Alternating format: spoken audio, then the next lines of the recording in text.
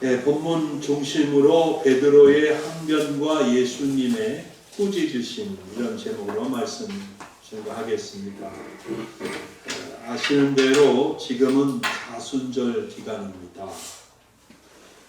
거의 끝나가지요. 다음 주일이 종려 주일입니다.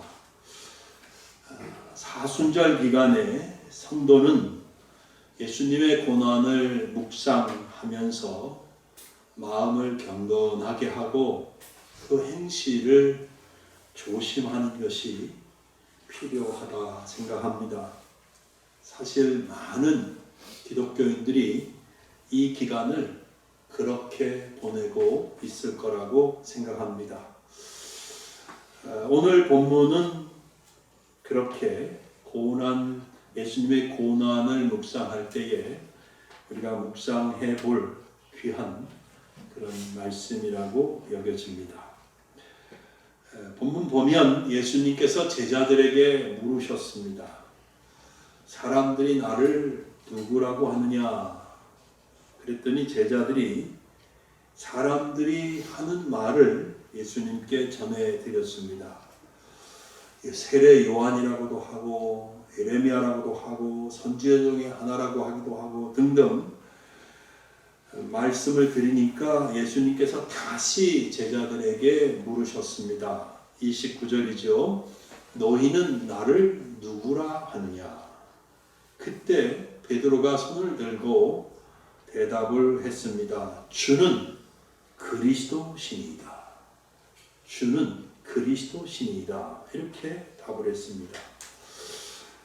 우리가 다 잘 아시는 대로 베드로의 이 대답은 정확한 답변이었습니다. 예수님이 듣고 싶어하는, 또 사시기도 하고요.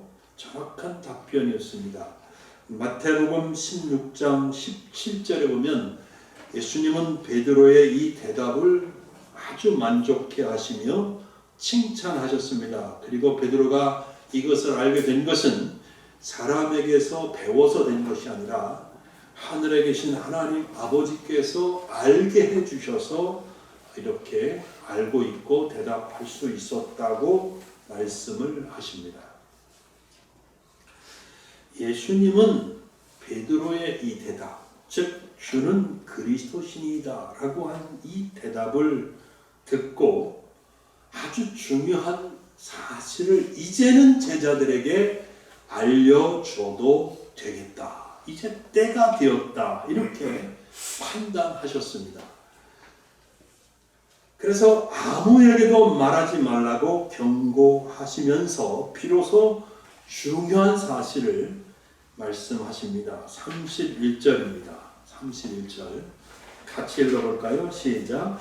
인자가 많은 고난을 받고 장로들과 대제사장들과 서기관들에게 버림받아 죽임을 당하고 사흘 만에 살아나야 할 것을 비로소 가르치시되, 비로소 그들에게 가르치시되, 예수님은 정확한 대답을 한 베드로에게만 귓속말로 이 말씀을 하신 게 아니에요. 공개적으로 말씀하셨습니다. 모두가 다 듣도록, 또 예수님 제자들 말고 주위의 다른 사람들까지도 다 알도록 드러내놓고 말씀을 하셨습니다. 이때 정확한 대답을 하고 예수님의 칭찬까지 받은 베드로의 반응이 우리의 관심을 끌어당깁니다. 32절이거든요. 32절입니다. 드러내놓고 이 말씀을 하시니 베드로가 예수를 붙들고 항변하매, 그렇게 되어 있죠. 그죠? 항변하매 이렇게 번역이 되어 있는데 관심이 가는 표현이 바로 이 항변하매라는 표현입니다. 이 단어의 정확한 뜻을 알면 보통 우리들의 반응은 분명히 이럴 거라고 생각해요. 진짜요? 진짜요? 베드로가 진짜 예수님에게 이렇게 말씀했다고요? 왜냐하면 항변하다라는 이 단어는 헬라어로 에피티마오, 에피티마오라는 말인데 영어로는 rebuke입니다. 우리말로 하면 심하게 꾸짖는 것을 의미합니다. 상대방의 언행을 심각한 잘못으로 보고 아주 심하게 나무라고 책망한다는 뜻이에요. 그러니까 베드로가 예수님을 이렇게 심하게 꾸짖고 책망했다는 말이거든요. 베드로는 예수님께서 버림을 당하고 죽임을 당하고 사흘 만에 살아나야 할 것이라는 이 말씀에 대해서 예수님을 꾸짖고 책망한 것입니다. 그것도 예수님을 한쪽으로 데리고 가서 책망을 했습니다. 상상해 볼 수 있습니다. 제가 상상해서 써봤어요. 아마 베드로는 심각한 얼굴 표정을 하고 목소리는 화가 잔뜩 난 그런 목소리로 예수님을 꾸짖습니다. 아니, 선생님 도대체 무슨 말씀을 하시는 겁니까? 십자가에 죽으신다고요? 그게 말이나 됩니까? 선생님이 그러실 수는 없습니다. 다들 선생님에게 기대하는 것이 있는데 그렇게 의미 없이 그냥 십자가에 죽으신다고요? 절대 그러시면 안 됩니다. 분명히 잘못 생각하시는 겁니다. 실망스럽습니다. 안 그러실 것이죠? 이게 도대체 무슨 말씀입니까? 이렇게 아마 베드로는 예수님에게 항변했을 거예요. 베드로는 예수님이 그리스도라고까지 고백을 했고 그 고백으로 인하여 예수님에게 칭찬까지 받았지만 한순간에 자기 생각으로 예수님을 꾸짖고 있습니다. 자, 그러면 예수님의 반응은 어떠셨을까요? 베드로가 이렇게 꾸짖으니까 어이구 그런가? 내가 잘못 생각했나? 베드로야 너는 그렇게 생각하는구나. 미안하다 야. 아유 근데 사실 내 의도는 이러면서 베드로의 마음을 이렇게 좀 달래주고 그러지 않았어요. 예수님은 베드로의 책망을 심각하게 받아들이셨어요. 하나님의 그리스도이신 예수님에게 고난과 십자가 그리고 부활은 가장 중요한 문제지요. 이 땅에 오신 목적 아닙니까? 죄인을 구원하시려고 하시는 예수님으로서 이것은 절대로 타협하거나 물러설 수 있는 문제가 아닙니다. 예수님 보시기에 그러므로 베드로는 크게 잘못 생각하고 있던 것이죠. 만일 제자들도 베드로 말고 다른 제자들도 이렇게 생각한다면 그것은 정말 크고 심각한 문제가 아닐 수 없습니다. 그래서 예수님은 아주 단호하게 대응을 하셨습니다. 33절 앞부분인데요. 읽어드리겠습니다. 예수께서 돌이키사 제자들을 보시며 베드로를 꾸짖어 이르시되 그래요. 예수께서 돌이키사 제자들을 보시며 베드로를 꾸짖어 이르시되 예수님은 제자들을 보시면서 베드로를 꾸짖으셨습니다. 예수님은 32절에 베드로가 사용했던 똑같은 헬라어 단어 에피티마오 이 단어를 똑같이 쓰셨어요. 즉 예수님은 베드로의 생각과 말이 심각한 잘못이라고 지적하시는 거예요. 이거는 반드시 바로잡아 주어야 한다고 생각하신 겁니다. 그리고 예수님은 이렇게 책망하신 다음에 힘주어서 세 가지를 오늘 본문 속에 힘주어 말씀하셨습니다. 사랑하는 여러분, 우리가 우리끼리니까 솔직하게 말하면 베드로 같을 때가 많지요. 그렇지 않습니까? 우리는 한순간에 넘어지는 그런 연약함이 있습니다. 순간 잘못 생각하고 판단하기도 합니다. 그래서 우리는 성령님의 도우심 속에 항상 깨어 있어야 하거든요. 그래서 특별히 베드로를 책망하시면서 가르치시는 이 예수님의 말씀을 깊이 묵상하면서 여러분 모두 앞으로 더욱 큰 믿음으로 하나님 앞에 사명 감당하는 기독교인이 되실 수 있기를 바랍니다. 예수님이 하신 말씀 보면 첫째, 사람의 일이 아니라 하나님의 일을 먼저 생각하라 이렇게 말씀하세요. 하나님의 일을 먼저 생각하라는 거예요. 사람의 일이 자꾸 올라와도 그것보다는 하나님 일을 먼저 생각하라 이렇게 말씀하시고 있습니다. 예수님 말씀하시죠. 베드로에게 사탄아 내 뒤로 물러가라. 내가 하나님의 일을 생각하지 아니하고 도리어 사람의 일을 생각하는도다. 물론 베드로를 사탄이라고 말씀하신 것은 아니죠. 하지만 베드로가 예수님을 책망하는 말을 하는 그 동안에는 사단에게 이용당하고 있었던 것이 사실이죠. 사탄의 시험이 언제나 이렇습니다. 사탄은 우리로 하여금 하나님의 일보다는 사람의 일을 먼저 생각하게 합니다. 만일 사람의 일을 먼저 생각하면 100이면 100번 다 하나님의 일을 해방할 수밖에 없어요. 예수님은 하나님의 기름 부음을 받은 그리스도로서 십자가에서 죽으셔야만 했습니다. 바로 그 일이 하나님이 택한 백성을 구원하고 하나님의 뜻을 이루는 길입니다. 베드로는 그런데 하나님의 일, 하나님의 뜻을 생각하지 않고 자기 생각에 빠져 있었습니다. 자기와 다른 사람들이 생각하는 그런 정치적인 메시아, 총칼을 들고 로마 정부를 전복시키고 이스라엘을 해방시켜야 되는 그런 정치적 지도자로 메시아로 생각하고 있었습니다. 그러니까 예수님이 아무 의미 없이 십자가에 죽는 것 같은 그 말씀을 하실 때에 화가 나고 그리고 반대할 수밖에 없었던 것입니다.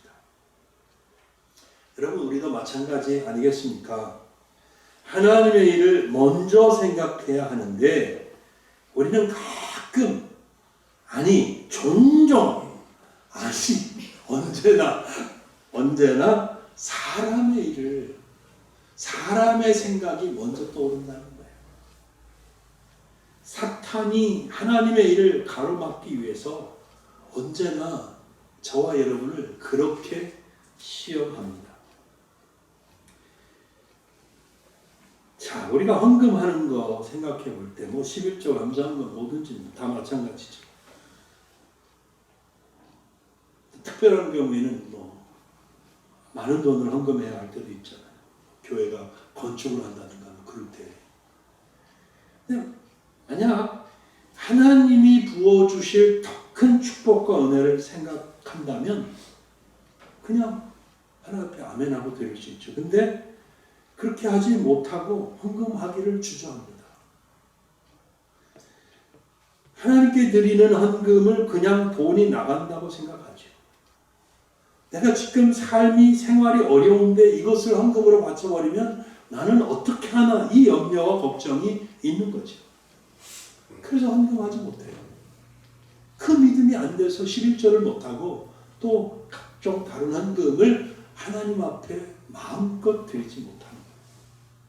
한다 해도 성령의 감동대로 하지 않고 그저 부자가 현금 드리듯이 인색하게 헌금한다는 거죠. 어떤 분들은 주일에도 일해야 한다고 생각해요. 왜냐하면 돈을 벌어야 된다.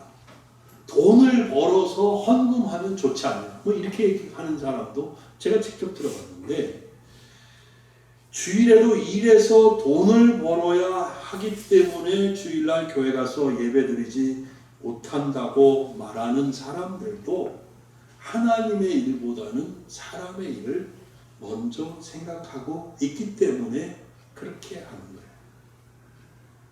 전도하는 것 쉬워요, 어려워요? 그냥 일단 부담스럽고 어렵지요. 그 이유 중 하나는 영혼을 구원하려고 하는 하나님의 마음을 읽어드리기보다는 내 자신의 입장을 먼저 생각하죠. 순종하는 문제도 마찬가지예요. 하나님께 온전한 순종을 드리지 못하는 이유는 순종할 때 일어날 수 있는 여러 가지 염려, 걱정, 그런 인간적인 생각에 빠지기 때문에 순종이 어려운 거예요. 사랑하는 우리 신임 성원교회 성도 여러분, 사람의 일보다는 하나님을 믿고 하나님의 일을 먼저 생각하실 수 있기를 바랍니다. 하나님의 은혜와 도우심을 구하세요. 그리고 믿고 하나님의 뜻을 행하고 순종하면 기대하지 못한 놀라운 축복이, 놀라운 일이, 기적 같은 그런 일이 여러분 삶에 일어납니다. 그렇게 하지 않으니까, 못하니까 하나님 살아계심을 경험하지 못하고 있습니다. 자, 이렇게 예수님은 사람의 일을 생각하지 말고 먼저 하나님의 일을 생각하라 이렇게 말씀하시고 난 후에 두 번째로 자기를 부인하고 자기 십자가를 지고 예수님을 따라오라고 말씀을 하셨습니다. 34절 말씀입니다. 보세요. 무리와 제자들을 불러 이르시되 누구든지 나를 따라오려거든 자기를 부인하고 자기 십자가를 지고 나를 따를 것이니라 이렇게 말씀하셨어요. 많이 들었죠. 근데 되게 부담되죠. 여러분, 예수님이 이 말씀을 하셨는데 예수님은 이 말씀을 당당하게 하실 수 있는 분입니다. 왜입니까? 예수님 자신이 이렇게 하셨습니다. 예수님 말씀하신 이대로 예수님이 직접 자기도 이렇게 하셨습니다. 예수님은 하나님이시지만 하나님으로서의 자신을 부인하셨습니다. 그리고 하나님의 뜻에 따라 이 땅에 오셔서 죄인이 되어 십자가를 짊어지셨던 것이죠. 사도 바울이 빌립보서 2장 6절로 8절에서 이 사실을 언급합니다. 그는 근본 하나님의 본체시나 하나님과 동등됨을 취할 것으로 여기지 아니하시고 오히려 자기를 비워 종의 형체를 가지사 사람들과 같이 되셨고 사람의 모양으로 나타나서 자기를 낮추시고 죽기까지 복종하셨으니 곧 십자가에 죽으시리라. 아멘. 예수님에게 예수님의 십자가가 있었듯이 예수님을 따라가는 저와 여러분 모두에게 각각 짊어져야 할 십자가가 있습니다. 그것은 여러분 각각의 삶 가운데 있는 고통이나 단순한 어떤 힘든 문제가 아니라 하나님의 뜻을 이루어 드리기 위해 감당해야 하는 사명을 의미합니다. 우리 모두에게는 그 사명이 있습니다. 아멘. 근데 이 사명은 가만히 있는다고 해서 저절로 되어지는 사명이 아니에요. 나를 부인해야 감당할 수 있는 사명이에요. 내가 짊어져야 할 십자가는 내가 이런 사람인데 나를 부인하지 않고서는 절대 감당할 수 없는 사명이라는 거예요. 그래서 예수님이 자기를 부인하고 자기 십자가를 지고 예수님을 따라오라고 말씀하시는 겁니다. 그래서 나를 부인해야 되니까 이 사명을 감당하다 보면 욕을 먹을 수도 있어요. 사람들로부터 굉장한 비난을 받을 수도 있어요. 조롱을 당할 수도 있어요. 그러다 보니까 너무 힘들어서 포기하고 싶을 때도 있습니다.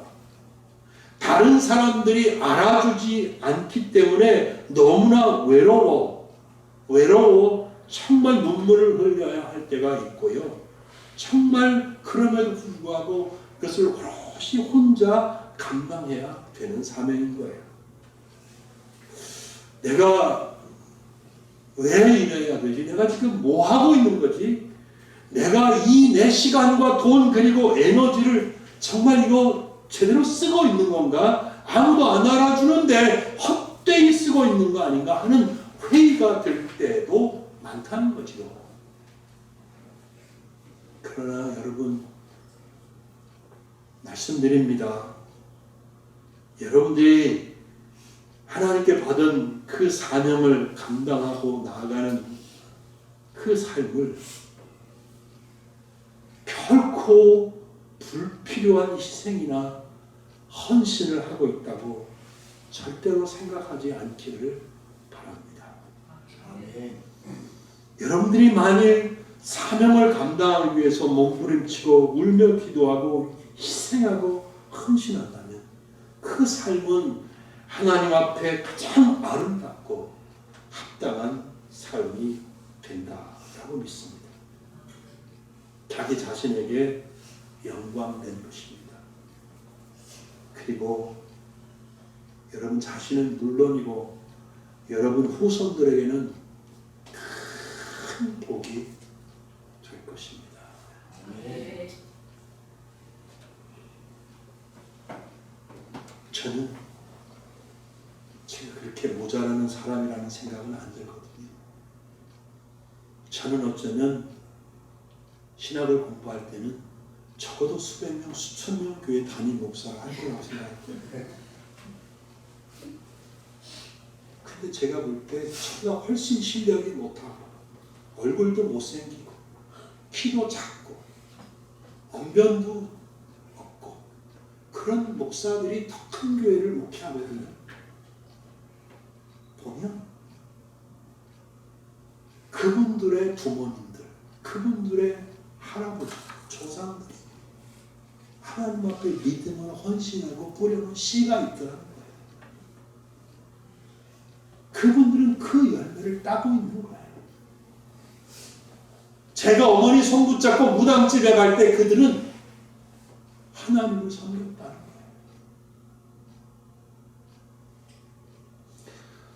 하나님 앞에 사명을 감당하고 헌신하는 삶 잘 감당하시기 바랍니다. 여러분 자손들에게 큰 복이 될 거예요. 결코 헛되지 않을 것입니다. 여러분이 부인하십시오. 매 순간 부인하고 하나님 앞에 십자가를 짊어지는 여러분이 되시기를 바랍니다. 네. 셋째로 예수님이 하신 말씀 보면 예수님과 예수님의 말씀을 부끄러워하지 말라라고 말씀합니다. 38절 보겠습니다. 같이 읽어볼까요? 시작. 누구든지 이 음란하고 죄 많은 세대에서 나와 내 말을 부끄러워하면 인자도 아버지의 영광으로 거룩한 천사들과 함께 올 때에 그 사람을 부끄러워하리라. 부끄러워하는 거가 무슨 뜻인가요? 우리가 너무 잘 그 개념을 알고 있고 그냥 편하게 우리의 삶에서 쓰는 어휘지만 막상 설명해봐 그러면 참 쉽지 않습니다. 그런 게 많지요. 제가요 인공지능에게 물어봤습니다. AI에게 이 말은 무슨 뜻이냐 물어봤습니다. 거기는 이제 온갖 사전과 모든 문서 자료들이 다 입력되어 있는 거니까 거기다 물어볼 때 정확한 대답을 들을 수 있다라고 판단을 내렸던 거죠. AI가 이렇게 인공지능이 이렇게 대답을 했어요. 자기 자신이나 어떤 사람의 언행에 대해 당황스러워하고 죄책감을 느끼고 후회의 감정을 갖는 것이다. 그 이유는 흔히 그것이 잘못됐고 부적절하며 사회적으로 받아들여질 수 없기 때문에 그렇게 부끄러워한다라는 거예요. 정확한 답이라고 생각하지 않아요? 인공지능 똑똑합니다. 생각해 봤어요. 그렇다면 예수님과 예수님의 말씀을 부끄러워한다면 그 의미가 뭘까? 그 의미는 예수님 말씀하신 대로 우리가 이 음란하고 죄 많은 세대에서 살고 있잖아요. 우리가 살고 있는 이 세대가 음란하고 죄 많은 세대예요. 이 음란하고 죄 많은 세대에 살고 있는 많은 사람들이 사실상 예수님을 거부하고 미워하고 있습니다. 그죠? 그 때문에 내가 그 예수님을 전하는 것을 주저하게 됩니다. 당당하게 예수님이 세상의 구주이심을 말하기를 꺼려하는 거죠. 왜? 반대하는 사람들, 미워하는 사람들이 있으니까. 여러분 생각해 보시기 바라요. 여러분은 왜 전도하지 않는 겁니까? 안 그러시겠지만, 시간이 없어서 그러시겠지만, 혹시 내가, 여러분 스스로 생각해봐요. 내가 예수님을 전하는 것을 부끄러워하고 있는 건 아닌가?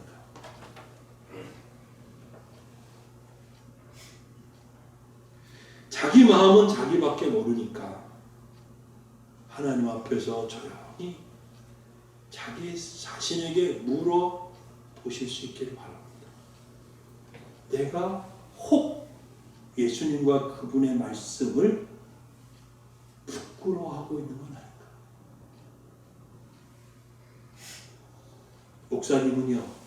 라고 질문하신다면 저는 솔직하게 말씀드리면 그럴 때가 아주 많습니다.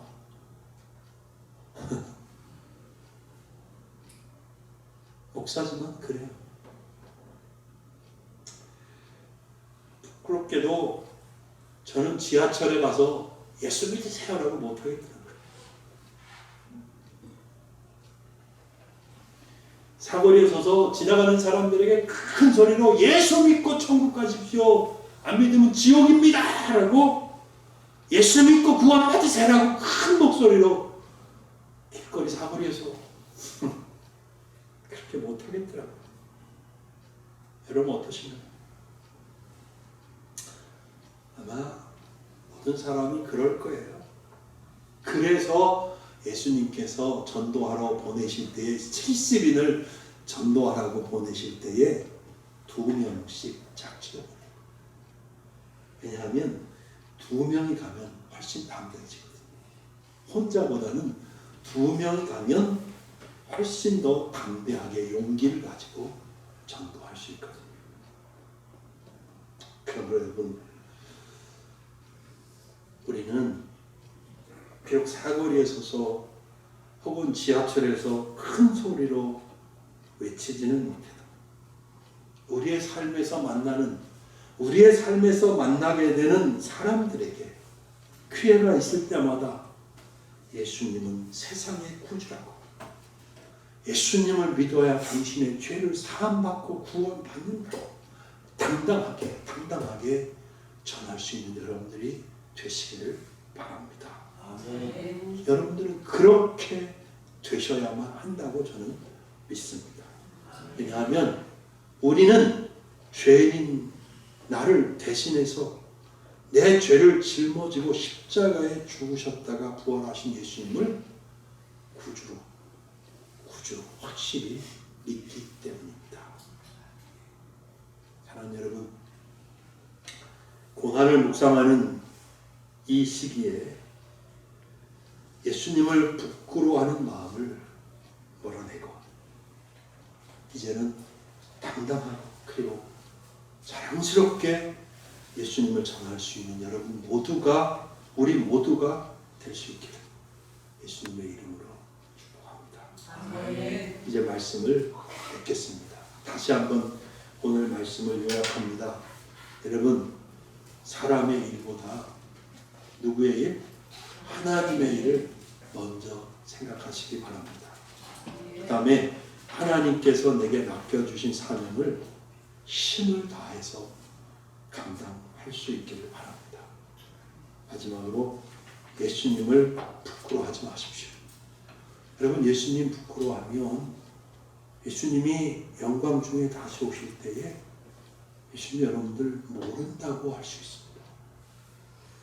예수님도 여러분을 부끄러워하실 수 있습니다. 그렇게 하실 거라고 말씀하죠. 그러니까 절대로 예수님을 부끄러워하는 것이 아니라 도리어 자랑스럽게 전할 수 있는 하나님의 성도가 될 수 있기를 예수님의 이름으로 축복합니다. 아멘. 기도하겠습니다.